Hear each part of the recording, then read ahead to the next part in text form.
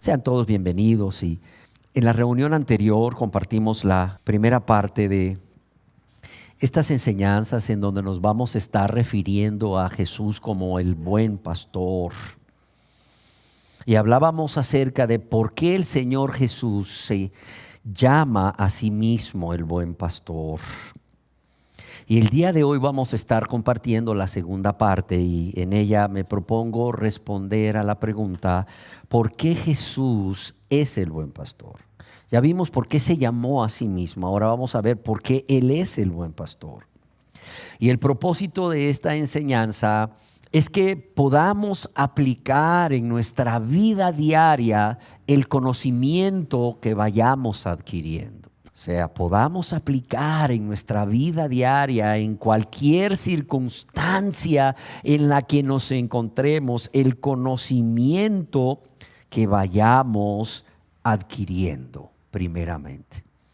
En cualquier lugar en que estemos, podamos aplicar en nuestra vida diaria ese conocimiento que hemos estado adquiriendo acerca de Jesús, pero también para que vayamos atesorando cada una de las razones de por qué Jesús es nuestro buen pastor. ¿Para qué? Para que podamos darle ese valor que Jesús tiene. Ese valor que Jesús tiene, y para que también podamos confiar en Él como sus ovejas. Podamos vivir confiando en Él cada día y así vivir una vida espiritual plena, una vida llena de gozo y una vida llena de paz. La verdad es que yo no sé si existirá algún aparato, ¿verdad?, para medir el grado de estrés de las ovejas. Pero yo creo que cuando las ovejas van siguiendo a su buen pastor, ese grado de estrés, ese grado de ansiedad ha de ser mínimo. ¿Por qué? Porque según nos dice Jesús en su palabra, allá en el Evangelio según San Juan capítulo 10, sus ovejas le conocen. Sus ovejas oyen su voz y le siguen. Sus ovejas confían en Él. ¿Por qué? Porque saben que en ningún lugar van a estar más seguras que siguiéndole a Él, siendo guiadas por Él. Lo mismo debería de ser con nosotros como cristianos. Si realmente nos hemos convertido a Dios, si realmente hemos nacido de nuevo y somos ovejas de su prado, ovejas del Señor Jesús, así debería de ser. O sea, deberíamos estar en paz, con gozo, porque sabemos quién va delante de nosotros, porque sabemos a quién estamos siguiendo. El apóstol Pablo decía: yo sé en quién he confiado, y lo mismo deberíamos hacer nosotros. Y para responder en esta segunda parte, ¿por qué Jesús es el buen pastor?, yo quisiera pedirle que todos podamos leer en el Evangelio según San Juan, en el capítulo 10, en el verso 1 al 5, que dice así. De cierto, es Jesús hablando y dice: de cierto os digo. Y eso es bien importante. Cada vez que Jesús decía de cierto os digo, o sea, estaba diciendo: pongan atención, pongan mucha atención, porque lo que voy a decir es muy importante para sus vidas. Y Él dice: de cierto os digo, el que no entra por la puerta en el redil de las ovejas, sino que sube por otra parte, ese es ladrón y salteador. Mas el que entra por la puerta del redil, el pastor de las ovejas es. Dice: a este abre el portero y las ovejas oyen su voz, y a sus ovejas, que dice, llama por nombre, y las saca. En nuestra enseñanza anterior decíamos que de todas las figuras que se aplican a Dios en el Antiguo Testamento, la del pastor es una de las más amorosas. Decíamos que otras figuras pueden ilustrar mejor su gloria, otras figuras pueden ilustrar mejor su majestad, pero ninguna como esta figura del buen pastor expresa la ternura y el cuidado divino en favor de su pueblo, o la ternura y el cuidado divino de Dios en favor de su pueblo. Y decíamos también que cuando Jesús usa la figura del buen pastor, el Señor lo que está buscando es que todos puedan comprender a través de la actitud del pastor de ovejas, una figura muy común en ese tiempo, puedan entender, puedan comprender el gran amor que tiene el Señor Jesús por todos aquellos que son suyos. ¿Sí me entienden? Por todos aquellos que son suyos, pero también cuán seguros, y esto es importante, porque en la vida las personas van buscando seguridad. Cuán seguros y cuán confiados pueden estar los que son de su rebaño. ¿Por qué razón? No solo por su carácter de amoroso, tierno, fiel, compasivo, misericordioso, sino porque la misión que el Padre le ha encomendado a Jesús es amar, es guiar y es cuidar a sus ovejas, que somos nosotros, todos los que hemos decidido creer en Él como nuestro Señor y Salvador, y también le hemos dado el lugar de Señor en nuestras vidas como Él es. Existen varias razones por las que Jesucristo es el buen pastor, y hoy vamos a estar viendo algunas. Y seguramente en nuestra enseñanza anterior, antes de pasar a la tercera parte, también vamos a continuar viendo otras. Y la primera razón de por qué Jesús es el buen pastor es porque no hay otro, punto. No hay otro. No hay otro buen pastor fuera de Él. Él es único, óigalo bien. Él es único en su misión. Él es único en su misión como el buen pastor de sus ovejas. Jesucristo es el buen pastor escogido por Dios, ya lo vimos. Y no solo el buen pastor escogido por Dios, es el buen pastor prometido por Dios para su pueblo, las ovejas perdidas de la casa de Israel. Pero también lo vimos para otras ovejas que no eran del redil de Israel, de la nación de Israel, que somos nosotros, los gentiles, todos los que estamos aquí. Y esto lo vemos cuando el Señor Jesús, señalándose a sí mismo, dice: yo soy. Él dice: yo soy el buen pastor. Dice: yo soy. Ego eimi. No solo hablando acerca de que Él es Dios, uno con Dios, sino diciendo: yo soy. Mírenme a mí, dice Jesús. Mírenme a mí, no miren a otro, no pongan su mirada en otro, no pongan su confianza en otro, no pongan sus esperanzas en otro. Mírenme a mí, porque yo soy y fuera de mí no hay otro. Yo no sé a quién has puesto tú como el buen pastor de tu vida. Aún si me has puesto a mí como el buen pastor de tu vida, te equivocaste. El buen pastor de tu vida es Jesucristo. Yo soy un pastor que pastorea ovejas. Pero el buen pastor, el único pastor, el gran pastor de las ovejas, el príncipe de los pastores, como estaremos viendo más adelante, se llama Jesucristo. Él y solo Él es el buen pastor.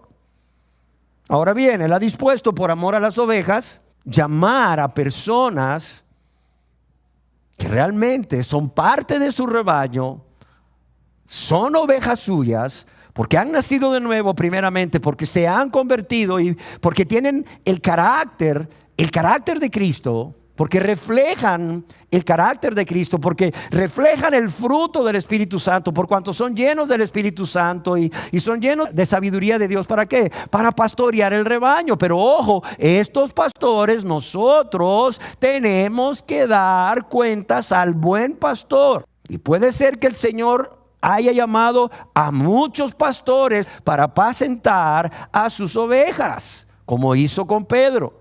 ¿Me amas, Pedro, más que esto? Apacienta mis ovejas. Pero solo hay un buen pastor, y ese es Jesucristo.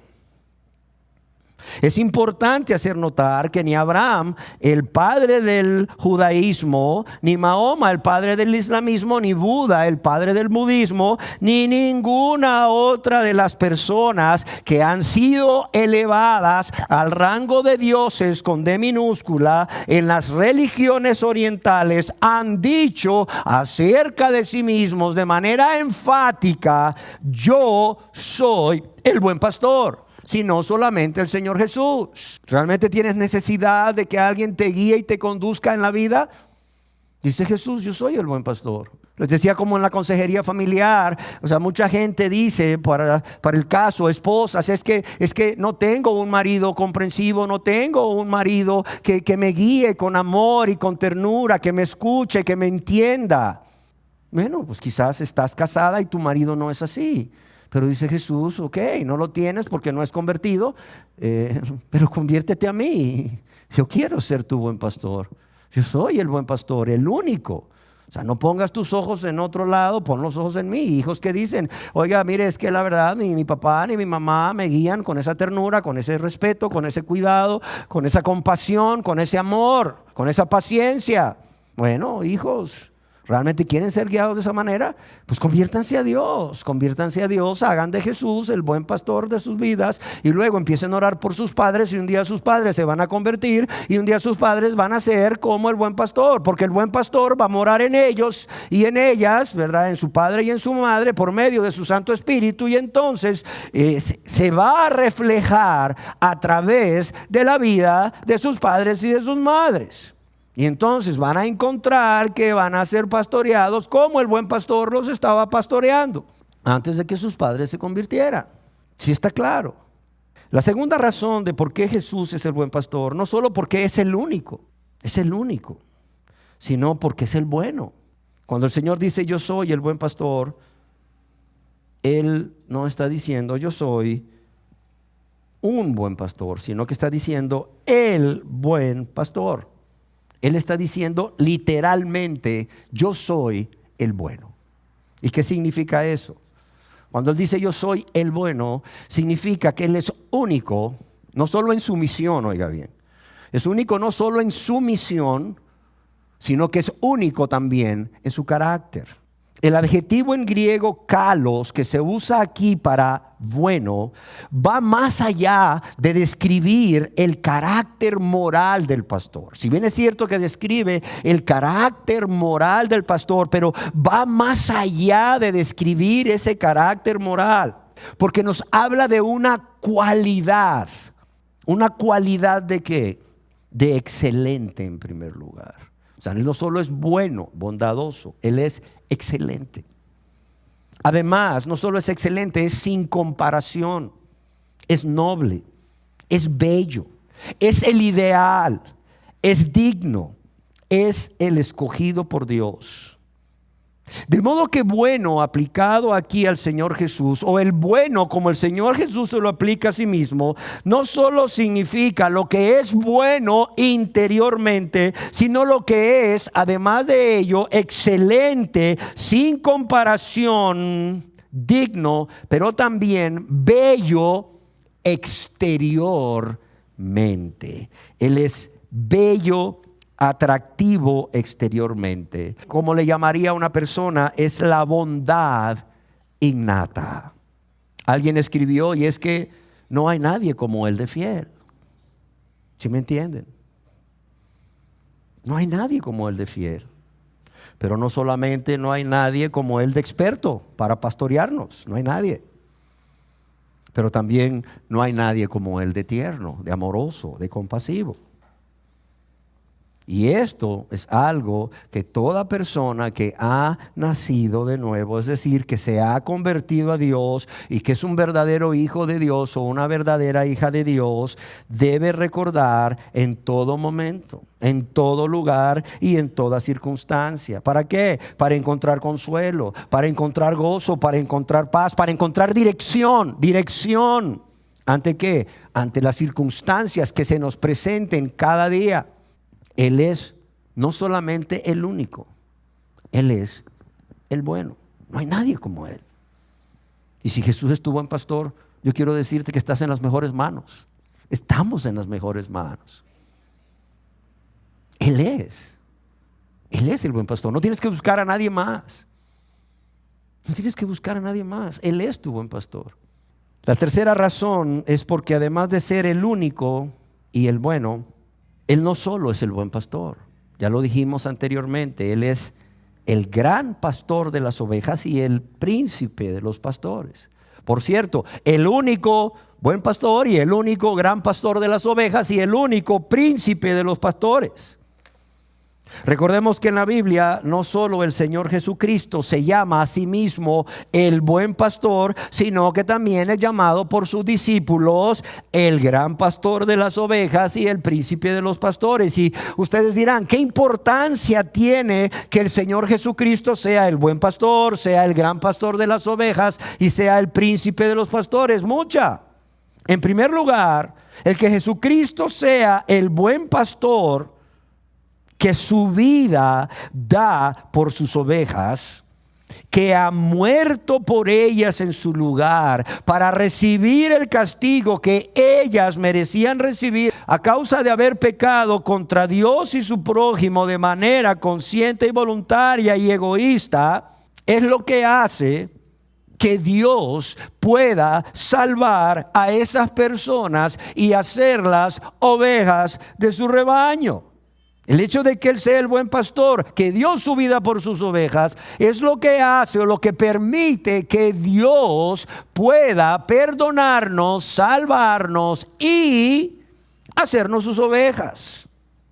En segundo lugar, el que como gran pastor de las ovejas haya resucitado de entre los muertos para nuestra redención, eso significa mucho. En el libro de Hebreos se nos dice que Él es el gran pastor de las ovejas, a quien Dios resucitó de entre los muertos para nuestra redención. ¿Y qué importancia tiene que Él haya resucitado de los muertos para ser nuestro gran pastor y para redimirnos? Bueno, veamos qué significa la palabra redimir.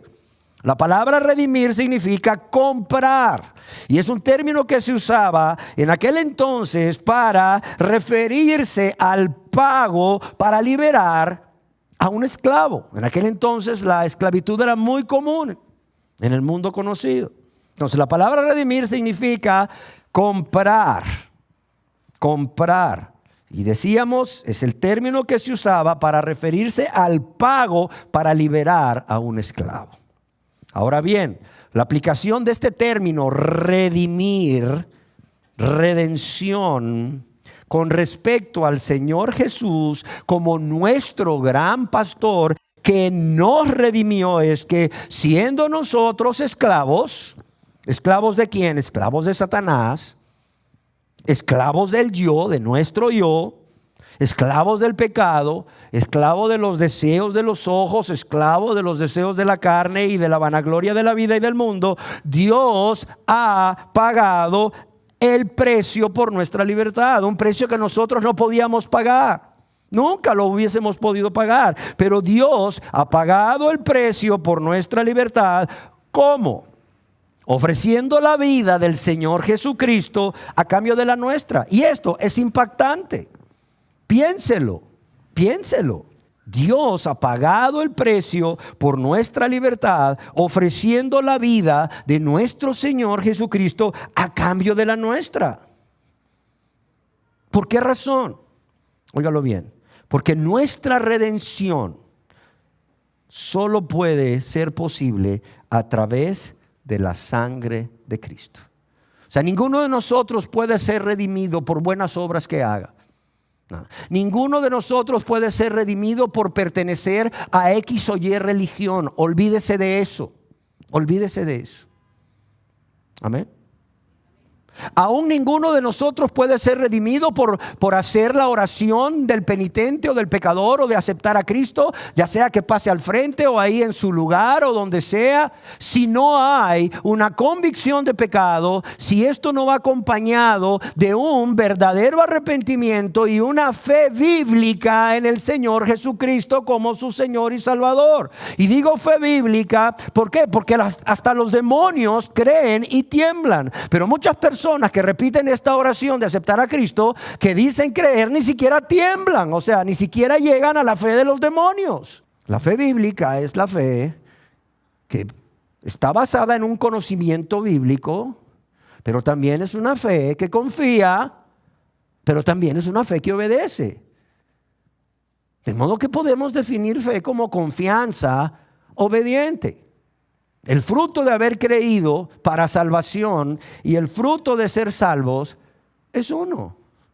Confiamos y obedecemos. Amén. Entonces yo quiero decirle que Nuestra redención es posible a través de la sangre derramada de nuestro precioso y bendito Señor y Salvador Jesucristo en la cruz del Calvario. Y todo esto lo ha hecho el Señor Jesús para redimirnos como nuestro gran pastor sin que nosotros lo mereciéramos. Lo ha hecho por amor, por puro amor, por puro amor. Para rescatarnos del dominio de Satanás, para rescatarnos del yo o del gobierno del yo, para rescatarnos de nuestros deseos pecaminosos y para librarnos del castigo eterno, es decir, de la condenación eterna. Y es que ser redimido significa ser perdonados, ser justificados, declarados absueltos, inocentes, sin culpa. Ser reconciliados por Dios significa también ser santificados, significa también ser adoptados como hijos y también ser bendecidos con todas las bendiciones de lo alto. Yo quiero que veamos qué es lo que Dios nos dice en su palabra con respecto a nuestra redención como ovejas por nuestro gran pastor. Y Dios nos dice primeramente que Cristo Jesús nos ha sido hecho por Dios sabiduría, justificación, santificación y redención, nuestro libertador. Y eso lo puedes encontrar en 1 Corintios capítulo 1, verso 30. De modo que Jesucristo es todo lo que necesitamos, es todo lo que necesitamos. Nos ha sido hecho por Dios sabiduría, justificación, santificación y redención. Además se nos dice que en Jesucristo tenemos redención en su sangre, el perdón de pecados según las riquezas de su gracia, no porque lo merezcamos, no porque Dios esté obligado, sino porque Dios así lo quiso en su soberanía y en su gracia. En su gracia, como un favor inmerecido. Eso lo podemos encontrar en Efesios 1:7. También Dios nos dice en su palabra que somos justificados, es decir, declarados absueltos de toda culpa, inocentes, libres de castigo. Dice, gratuitamente por su gracia, mediante la redención que es en Cristo Jesús y solo en Él. Romanos capítulo 3, verso 24. Además se nos dice que Cristo nos redimió de la maldición de la ley. Gálatas 3:13, y al redimirnos como el gran pastor de las ovejas, como nuestro gran pastor, podemos ahora ser adoptados como miembros de la familia de Dios. En Gálatas capítulo 4, versos 4 y 5, quiero leerles al respecto lo que dice, pero cuando vino el cumplimiento del tiempo, Dios envió a su Hijo, nacido de mujer y nacido bajo la ley, ¿para qué? Para que redimiese a los que estaban bajo la ley, a fin de que recibiésemos la adopción de hijos. Pero además, mediante la redención, también el buen pastor se dio a sí mismo por nosotros, ¿para qué? Para redimirnos de toda iniquidad y liberarnos de la esclavitud del pecado. Tito 2:14. De modo que ya nadie puede decir, ay, es que mire, es el pecado que mora en mí, es mi naturaleza carnal, es mi naturaleza pecaminosa, es que mire, pues es que, no, espéreme. O sea, Dios no solamente nos salva, cuando nos perdona nuestros pecados, no solamente nos salva de la culpa del pecado, de la condenación eterna a causa de nuestro pecado, sino del poder del pecado. También nos salva del poder del pecado. Nos liberta de la esclavitud del pecado. Ya no hay tal que, ay, es que peco y peco y peco y peco y peco por esta naturaleza pecaminosa. No. La gente peca y peca y peca porque es egoísta. ¿Por qué? Porque se deleita en el placer que produce el pecado. Porque no le importa lo que Dios siente cuando esta persona está desobedeciendo a Dios, violando su ley. No le importa lo que Dios manda, lo que Dios siente, y no le importa lo que su prójimo siente. No le importa a nadie, solo él mismo, solo ella misma. Y por eso, ¿verdad? Es que peca, pero luego es fácil decir, es que tengo una naturaleza pecaminosa. Si tienes una naturaleza pecaminosa que te impulsa, que te empuja a pecar, aunque tú no quieras, ¿quién te la puso? Dios. Entonces Dios es creador de pecado. Es creador de maldad en ti. Como Dios te pide santidad y te pone una naturaleza pecaminosa. Como Dios te va a condenar al infierno por tus pecados no perdonados, cuando Él te puso una naturaleza pecaminosa para pecar. O sea, no lo entiendo. Ese no es el Dios de la Biblia, por lo menos. Ese no es el Dios en el que yo he creído. Ese no es el Dios que se revela a nosotros a través de las Escrituras. El Dios que se revela a nosotros a través de las Escrituras nos dice que Él envió a Jesucristo. ¿Para qué? Para que mediante la redención que es en Cristo Jesús fuésemos no solo redimidos de toda iniquidad, es decir, liberados de toda maldad pasada, sino que también nos da el poder. ¿Para qué? Para vencer la maldad presente, para vencer la tentación en el momento en que somos tentados. No en nuestra fuerza, sino en sus fuerzas. Amén. Otro de los beneficios que como ovejas tenemos por la redención que logramos a través de nuestro gran pastor es que el Espíritu Santo venga a morar permanentemente en nosotros. Y esto lo leemos en 1 Corintios capítulo 6, versos 19 y 20, donde el apóstol Pablo dice: ¿o ignoráis que vuestro cuerpo es templo del Espíritu Santo, el cual está en vosotros, el cual tenéis de Dios y que no sois vuestros? Dice: porque habéis sido comprados por precio, y vaya que precio, la vida de nuestro Señor Jesucristo, Dios verdadero, hecho hombre verdadero. Dice: porque habéis sido comprados por precio. Entonces, ¿qué dice? Glorificad pues a Dios en vuestro cuerpo y en vuestro espíritu, los cuales son de Dios. O sea, aquí este hombre nos está diciendo, lleno del Espíritu Santo, que nuestro cuerpo es templo del Espíritu Santo, que Él viene a morar en nosotros cuando somos perdonados, cuando somos redimidos, liberados de la esclavitud del pecado y de Satanás y de todo lo que ya hemos comentado. Y que por ese Espíritu Santo que ahora mora en nosotros, tenemos que glorificar a Dios. Y tenemos que glorificar a Dios en nuestro cuerpo y en nuestro espíritu. Quiere decir nuestro espíritu, aquí está con E minúscula. Nuestro ser interior. Dice: los cuales son de Dios. Ahora quizás usted se pregunte: y bueno, ¿y quiénes necesitan ser redimidos por Dios? Ya entendí lo que es ser redimido y todo lo que Dios nos dice acerca de la redención que es en Cristo Jesús como nuestro gran pastor. Pero bueno, ¿quiénes necesitan ser redimidos? La respuesta es todos. Todos necesitamos ser redimidos por Dios. Así como no hay redención si no es a través de la sangre de Cristo, no hay redención por obras, no hay redención por pertenecer a una religión. Todos necesitamos ser redimidos por Dios a través de lo que el gran pastor de las ovejas ha hecho. No solo al morir por nosotros en nuestro lugar, sino también al resucitar con poder de entre los muertos. ¿Y por qué razón todos necesitamos ser redimidos? Lo he dicho siempre y lo digo una vez más. ¿Por qué? Por cuanto todos hemos pecado, punto. Dios dice su palabra: por cuanto todos pecaron, están destituidos de la gloria de Dios. ¿Sí se entiende? Todos necesitamos ser redimidos por Dios por cuanto todos pecamos contra Dios y contra nuestro prójimo. Llámese padre, madre, esposo, esposa, hijos, amigos, amigas y aún personas desconocidas. Tristemente, todos en esa vida egoísta de rebeldía, de desobediencia a Dios, todos pecamos, todos. No hay justo ni aun uno, no hay quien haga lo bueno antes de convertirse a Dios.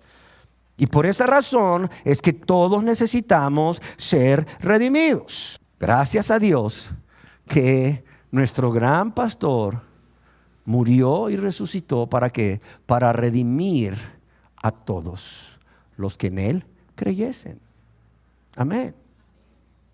O sea, en su muerte y resurrección hay abundante gracia para perdonarnos a todos. Ahora, ¿eso significa que todos vamos a ser salvos? No. Porque muchos van a decidir no creer, punto. Muchos van a decidir no creer. Pero a todos los que en Él crean, a ellos les va a dar potestad, derecho de ser llamados hijos de Dios. ¿Sí me entienden? Y esta es la condenación, dice el Señor Jesús, que la luz vino al mundo. Pero las personas rechazaron la luz. ¿Por qué? No creyeron en la luz. ¿Por qué? Porque amaron las tinieblas más que la luz. Amén. Pero yo quiero decirles que por cuanto en nuestro gran pastor sobreabundan las bendiciones para sus ovejas, Él no solo las redime, sino que está ahí también como nuestro gran pastor. ¿Para qué? Para cuidar y capacitar a sus ovejas con amor y ternura, dándonos, óigase bien, la gracia y el poder para vivir esa vida agradable a Dios cada día, esa vida que glorifique a Dios cada día en todo lugar y circunstancia. Amén. Ahora bien, ¿qué importancia tiene que Jesús sea el buen pastor? Ya lo vimos. El gran pastor, ya lo vimos. Ahora, ¿qué importancia tiene que Jesús sea el príncipe de los pastores?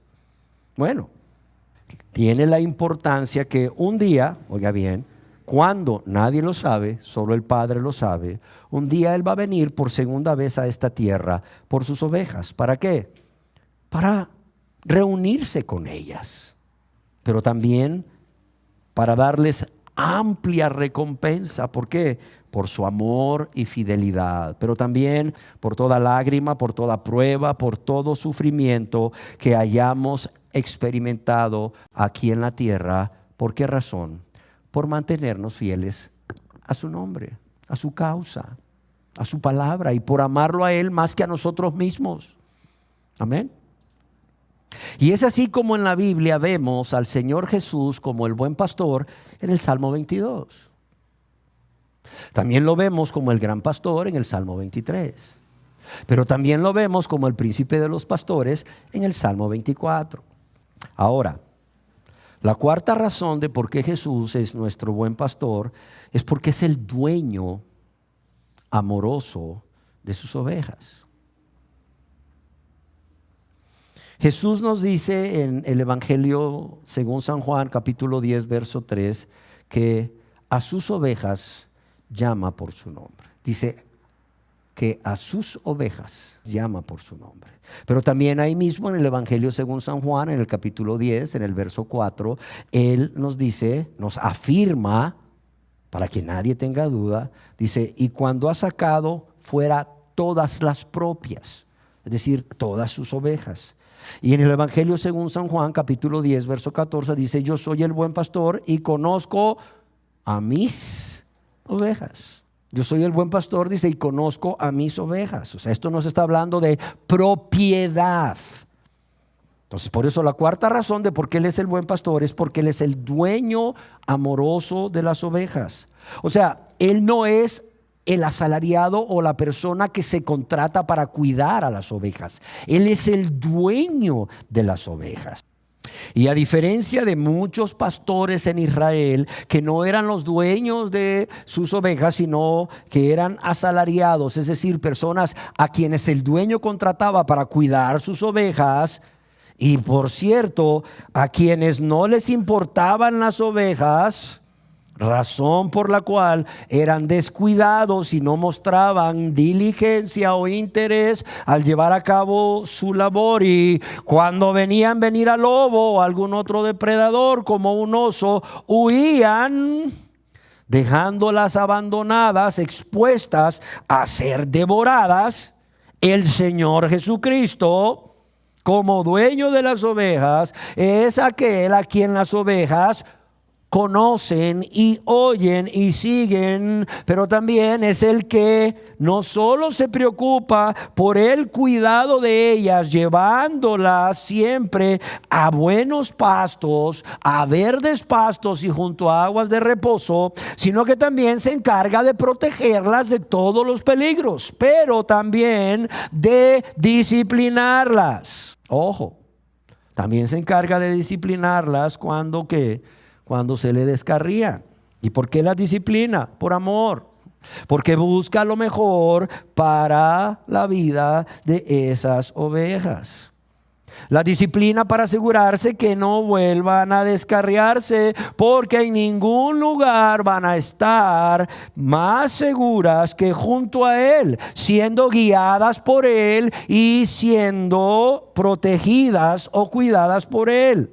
Pero también el Señor Jesús, como dueño de las ovejas, en su gran amor, en su amor ilimitado diríamos, y en su fidelidad, a diferencia del asalariado, está dispuesto a arriesgar su vida, y no solo arriesgar su vida como lo hacía el rey David. ¿Se acuerdan cuando era un joven pastor que se enfrentaba con un león, con un oso? No solo está dispuesto a arriesgar su vida, sino que está dispuesto a dar su vida. ¿Cómo lo sabemos? Porque ya dio su vida. Ya dio su vida. Lo sabemos porque ya lo ha hecho por cada uno de los que somos sus ovejas. ¿Para qué? Para hacernos parte de su rebaño. Y creo que esta obra de amor, el que Él diese su vida para hacernos sus ovejas, parte de su rebaño, debería de ser suficiente para convencernos a todos los que hemos venido a ser sus ovejas por la fe en Jesucristo. Esto debería de ser suficiente para convencernos de que Él es digno de que pongamos toda nuestra confianza en Él. Y no solo eso, de que nos dejemos guiar donde sea que Él quiera llevarnos y que seamos dóciles a su guianza, aunque no entendamos lo que estamos viviendo o para qué estamos atravesando aquello. En otras palabras, debemos de confiar en nuestro buen pastor, aunque andemos en valle de sombra de muerte, aunque andemos en medio de pruebas, aunque andemos en medio de tribulaciones, en medio de cualquier tipo de peligro o en medio de incertidumbre. Amén. La quinta razón de por qué Jesús es nuestro buen pastor es porque Él es quien entra por la puerta del redil de las ovejas. Él es quien entra por la puerta del redil de las ovejas. Ahí en el Evangelio según San Juan, capítulo 10, verso 1, el Señor Jesús nos dice: de cierto os digo, el que no entra por la puerta en el redil de las ovejas, sino que sube por otra parte, ese es ladrón y salteador. Dice, más el que entra por la puerta, el pastor de las ovejas es. Dice, más el que entra por la puerta, el pastor de las ovejas es. Yo quiero que recordemos como en nuestra enseñanza anterior hablábamos de que muchos gobernantes y muchos guías espirituales en el pasado, muchos gobernantes y guías espirituales de la nación de Israel en el pasado se habían presentado a la nación judía como que, como los pastores de ella, pero ya vimos cómo el Señor, como Dios, solo tenía reproches y castigo para ellos. Es más, ya vimos que cuando el Señor Jesús llevó a cabo su ministerio en esta tierra, los fariseos, los saduceos, los ancianos del pueblo, los escribas, que se habían autonombrado los pastores de la nación, pero no eran los escogidos de Dios, no estaban entrando por la puerta del redil, sino que estaban subiendo por otra parte. ¿Usando qué? Usando la fuerza para mantenerlos dentro del redil, usando las amenazas. El que crea que Jesús es el Mesías es expulsado de la sinagoga, ¿sí o no? Usando de la manipulación y usando de la mentira. Y estos falsos pastores no solo hicieron todo lo posible para alejar a las ovejas perdidas de la casa de Israel del Mesías, del Salvador, de Jesucristo, sino que también vemos cómo persiguieron a aquellos que se convirtieron en discípulos del Señor Jesús, que vinieron a ser sus ovejas, y no satisfechos con ello, vemos también cómo estos falsos pastores finalmente acabarían con la vida del buen pastor, el Mesías, Jesucristo. Pero a diferencia de ellos, el Señor, el buen pastor, demostró que Él sí era el buen pastor. ¿Por qué? Porque Él sí entró por la puerta del redil de las ovejas. ¿Y qué significa esto? Dirán ustedes, de entrar por la puerta. Bueno, que Cristo Jesús sí cumplió con exactitud con todas las profecías del Antiguo Testamento con respecto al Mesías y su venida a esta tierra. Y quiero decirles que algunos de los estudiosos de la Biblia han contado más de 300 profecías que se cumplieron en el Señor Jesús como el Mesías. Además de ello, el Señor sabía que estas profecías, llamadas profecías mesiánicas del Antiguo Testamento, se referían a Él. Y algunas de ellas o muchas de ellas se habían dado, no sé, miles de años antes de que Él naciera, cientos de años antes de que Él naciera. Y un ejemplo de ellos es que cuando llega a Nazaret y entra a la sinagoga y le dan para leer el libro de Isaías, tomando el rollo, porque eran unos rollos, tomando el rollo de Isaías, lee en Isaías 61, 1 y 2, donde se refiere al Mesías, al siervo de Jehová, y después de entregar el rollo, ¿verdad? Y de tener a todas las miradas de todos puestas en él, les dijo: hoy se ha cumplido esta escritura delante de vosotros. Nadie más podía haber dicho eso sino el Señor Jesús, como una prueba de que él sí estaba entrando por la puerta del redil de las ovejas. Por tanto, él era el buen pastor. Es más, el Señor Jesucristo, refiriéndose a los judíos que no creían en él, a los fariseos, a autoridades religiosas que no creían en él como el Mesías, sino que procuraban poner al pueblo en su contra y aún matarle, les dice allá en el Evangelio según San Juan, capítulo 5, verso 39, escudriñad las Escrituras. ¿Por qué? Porque a vosotros os parece que en ellas tenéis la vida eterna. ¿Y qué les dice Jesús? Y ellas son las que dan testimonio de mí. Otra versión dice: vosotros escudriñáis las Escrituras porque a vosotros os parece que en ella tenéis la vida eterna. Y es cierto, una forma de saber cómo tener acceso a la vida eterna es a través de las Escrituras. Una forma segura, por cierto. Pero ¿qué les dice Jesús? Esas mismas Escrituras que ustedes escudriñan para tener la vida eterna, ellas son las que dan testimonio ¿de quién? Testimonio de mí.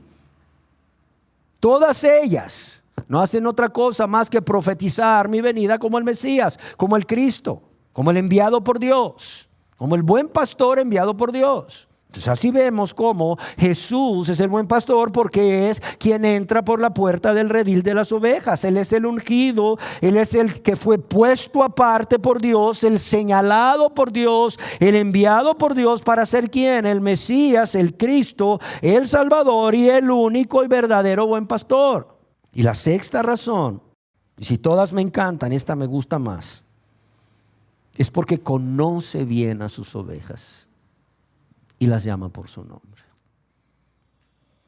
Óyelo bien. Dice que conoce bien a sus ovejas y la llama por su nombre. Yo no sé cuántas personas te conozcan a ti, si eres cristiano o eres cristiana. Yo no sé cuántas. Quizás solo en tu casa y en tu lugar de trabajo te conozcan, pero ¿qué importa? ¿Sabes qué? El buen pastor te conoce. Y yo creo que eso debería de ser suficiente para nosotros. Luego hay gente que dice: ay, es que tengo una muy baja autoestima. Luego dicen: ay, es que fulanita pobrecita tiene baja autoestima.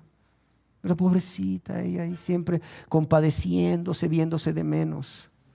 ¿Tú crees que puede existir un cristiano con baja autoestima cuando sabe que su buen y gran pastor le conoce y le llama por su nombre? ¿Tú crees que podría existir eso? Claro que no. No puede. Mira, si a ti nadie te conoce aquí, pero el presidente de la República te conoce y te ha permitido tener acceso directo a su oficina, ¿a ti qué te importa lo que piensen los demás? Y eso con respecto al presidente de la República. Te sientes importante, te sientes grande, te sientes que vales mucho. ¿Por qué? Porque eres de gran estima para el señor presidente de la República. Al grado de que puedes llegar a la casa presidencial o a su casa, a su residencia personal y tocar el timbre, y cuando contestan de allá del otro lado: ¿quién es? Soy yo, Juan Pérez. Oye, pásele, ahorita mismo le abro. El señor presidente está ocupado, pero dice que ahorita se desocupa para atenderle, ¿verdad? O el señor presidente está dormido, pero dijo que si usted venía lo despertaran de inmediato. Wow. O sea, no importa lo que la gente te diga, no importa la opinión de la gente. Mira, qué tan negativa sea de ti, o sea, el presidente, o sea, te tiene en alta estima y te recibe. No, yo no estoy hablando aquí del presidente, yo estoy hablando aquí del Rey de Reyes y Señor de señores. O sea, yo estoy hablando aquí de el que gobierna al presidente. Que el presidente se sujete a él es otro rollo. Pero te estoy hablando del que gobierna al presidente. Te estoy hablando del rey, soberano de todos los reyes de la tierra y de todos los que están en autoridad y eminencia. Ese, siendo Dios vivo y verdadero, estando allá en su trono y sublime, como le vio Isaías, dejó esa gloria, dejó esa honra y se hizo un ser humano como ustedes y como yo. ¿Para qué? Para morir por nosotros, pero resucitó para estar con nosotros y ser nuestro buen pastor, y siendo Dios como es, porque nunca dejó de ser verdadero Dios, aunque fue verdadero hombre, viene y te señala y te dice: yo sé quién eres, yo te conozco por tu nombre, todos los cabellos de vuestra cabeza los tengo contados. Y tú eres no solo muy amado por mí, eres muy importante para mí. ¿Sabes a cuántos presidentes conozco personalmente? A ninguno. Y tengo muchos años de vivir en este país. Llegué en el 81. Seguramente. Pero ¿sabes qué? Conozco a alguien que es más grande que todos. Yo tengo una relación personal con alguien que es más grande que todos ellos. Yo todos los días platico, y cada vez que tengo necesidad, yo tengo la libertad de acercarme a platicar con alguien que es más grande y más importante que todos ellos. Alguien que me dice: no solamente yo te amo, sino yo te conozco por tu nombre y tienes libre acceso a mi presencia cuando quieras, cuando tengas necesidad. Y eso es lo que importa en esta vida. Sí queda claro. Y no solo lo que importa en esta vida. Cuando nos morimos, no importa quién fuiste. Pudiste haber sido el mismo presidente de la República. Cuando nos morimos, si no tomamos la decisión más importante de todas en nuestra vida, como es entregar nuestra vida a Cristo para que Él la lave y la limpie de todos nuestros pecados con su sangre y venga a ser el Señor y Salvador de nuestras vidas, ¿de qué importa haber sido el presidente o el íntimo del presidente o la esposa del presidente o el hijo del presidente? ¿De qué sirve? Cuando te mueres, todo eso deja de tener importancia. La única cosa que tiene importancia es quién eres delante de Dios. ¿Eres su hijo? ¿Eres su hija? ¿O no eres su hijo? ¿O no eres su hija? Punto. Porque eso va a definir tu destino eterno. ¿Eres su hijo? ¿Eres su hija? ¿Eres su oveja? Vas con Él a la gloria. No eres su hijo, no eres su hija, nunca fuiste su oveja. Él te va a decir: ¿sabes qué? Apartaos de mí, maldito, hacedor de maldad. Apartaos de mí, maldita, hacedora de maldad. No sé si me explico. O sea, qué importancia es saber que Él conoce bien a sus ovejas y las llama por su nombre. Y para que no quede ninguna duda, en el Evangelio según San Juan, anótalo si quieres, capítulo 10, verso 14, el Señor afirma, dice: yo soy el buen pastor. Juan 10, 14, yo soy el buen pastor y ¿qué? Y conozco, dice, a mis ovejas. Y aquí la palabra conozco está hablando de una relación íntima. No es cuestión de que lo conozco porque lo vi en el periódico, lo conozco porque lo vi en el noticiero, lo conozco porque lo vi pasar de largo un día, nada. Dice una relación íntima, producto de esa comunión diaria. Amén. Es el conozco de la esposa que cuando ve llegar al marido dice: algo le pasa. Y le dice: amor, ¿cómo estás? Bien. ¿Seguro? Sí. ¿Usted cree que me chupo el dedo? No, a vos te pasa algo.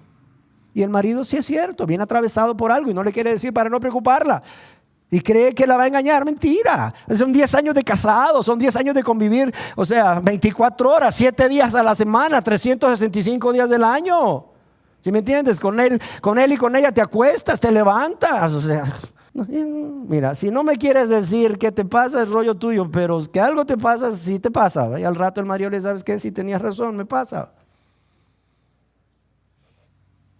O ese conocimiento íntimo que tiene la madre de un hijo. La madre le dice al esposo, ¿sabes qué? Ese cipote se va a enfermar. Sí, no lo veo bien. ¿Sabes qué? Se va a enfermar, se va a enfermar. Ay, sobreprotectora. No, y a las 11 de la mañana están llamando de la escuela. Señora fulana de tal, sabe que venga por su hijo. Tiene 39 de fiebre, ¿no? Y ha vomitado 3 veces. Y ahí está la madre llamando al esposo, ¿verdad? Al papá del niño, y ¿sabes qué, amor? Voy para la escuela y eso, me llamaron. El niño tiene 39 de calentura y ha vomitado 3 veces. O sea, voy para donde el pediatra, para que sepas. O sea, ¿cómo la madre sabía eso? O sea, ¿es adivina? ¿Tiene espíritu de adivinación? No. O sea, la madre conoce a su hijo. Y por esa comunión diaria es que la madre sabe cuando su hijo está bien o está mal, sin ser médico. Yo soy pediatra, pero mi mamá se reía de mí y me decía, yo crié 6, me decía. Cuidado y te gano. Yo crié 6 hijos. ¿Sí me entienden? Un conocimiento íntimo, vivencial. Cuando Jesús dice, yo soy el buen pastor y conozco a mis ovejas, está diciendo, yo tengo una relación de intimidad con ellas y por eso las conozco y por eso ellas me conocen a mí. Y en Juan 10, verso 3, ya nos había dicho al respecto, a sus ovejas llama por su nombre. Amén.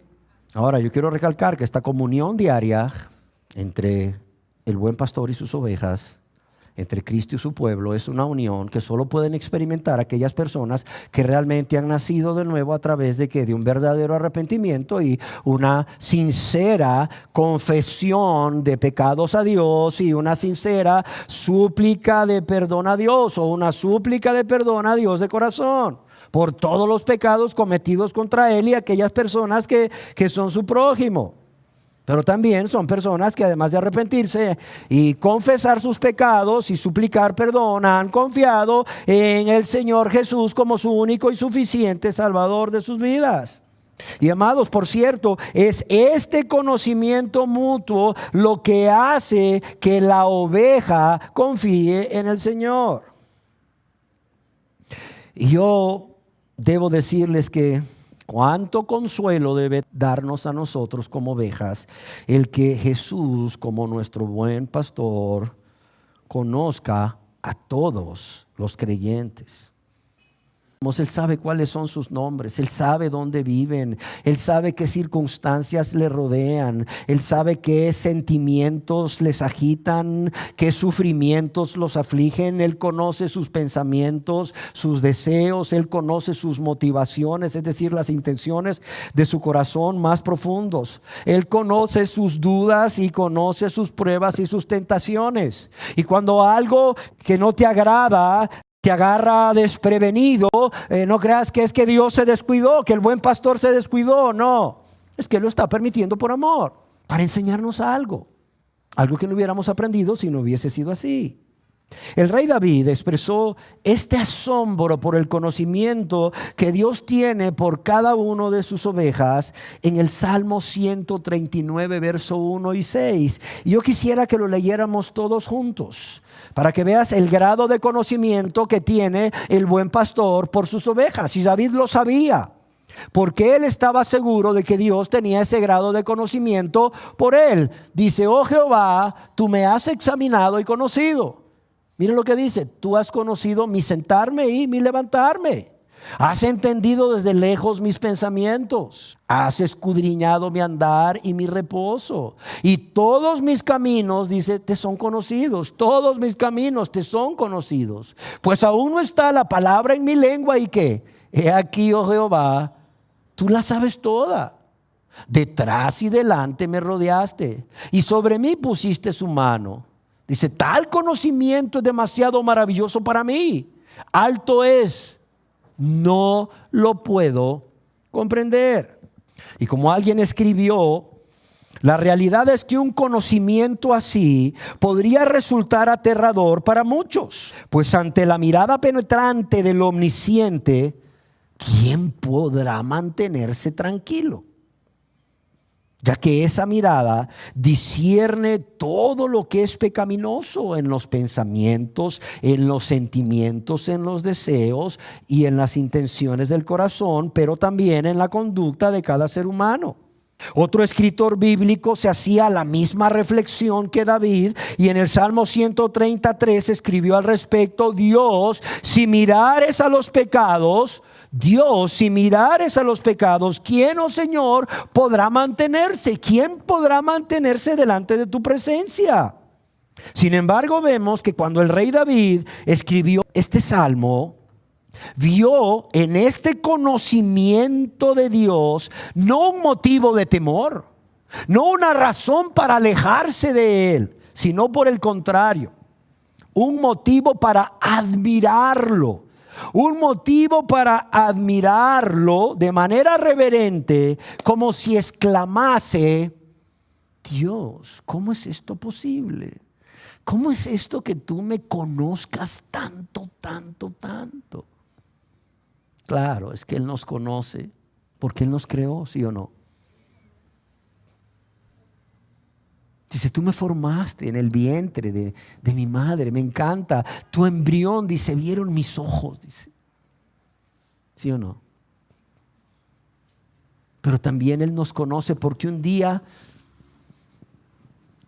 tristemente nos vio darle la espalda y descarriarnos como ovejas y apartarnos por nuestro camino, ¿sí o no?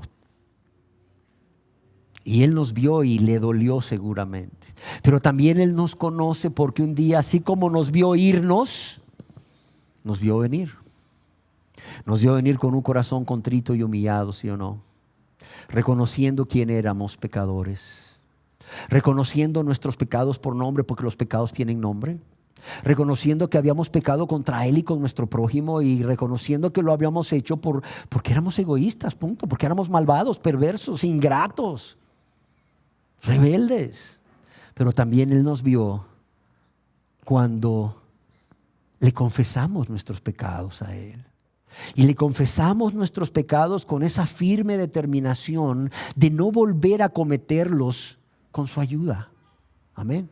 Él también nos vio, no solo cuando venimos haciendo todo esto, sino cuando le suplicamos perdón, con vergüenza, con dolor, por haberle ofendido y a nuestro prójimo.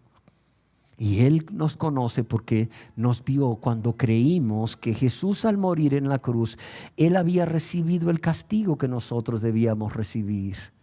Él había pagado la deuda que nosotros teníamos con Dios por haber pecado tanto, tanto contra Dios, que por cierto no podíamos pagar. Y nos vio en todas estas facetas de nuestra vida y por eso nos conoce. ¿Sí me entienden? Y nos ha visto también luchar con la tentación en sus fuerzas, luchar en las pruebas en su fuerza, padecer tribulación, aún padecer persecución por amor a Él, por amor a su nombre, por amor a su causa, por amor a hacer su voluntad. Él nos ha visto y por eso nos conoce. Amén. Y qué precioso saber que no solo nos conoce, sino que también nos ama. Nos ama. De modo que no solo somos conocidos, somos muy amados. Y esto debe abrirnos las puertas para presentarnos delante de Él en cualquier momento, en cualquier lugar, en cualquier circunstancia, con toda confianza. Porque Él es ¿quién? Nuestro buen pastor. Amén. Nuestro buen pastor que nos conoce y nos llama por nuestro nombre. Y finalizo diciendo que si usted no se ha convertido a Él y no es aún su oveja, Él también le conoce porque Él es Dios y como Dios es omnisciente, es decir, todo lo sabe. Y una prueba de esto es lo que el apóstol Juan escribe acerca del Señor Jesús allá en su evangelio, en el capítulo 2, verso 25, cuando Él nos dice acerca de Jesús que no tenía necesidad de que nadie le diese testimonio del hombre. ¿Por qué? Pues Él sabía lo que había en el hombre. ¿Sí me entienden? Ahora bien, cuando Jesús diga a un grupo de personas, apartaos de mí, hacedores de maldad, no os conozco, no es porque no sepa quiénes eran.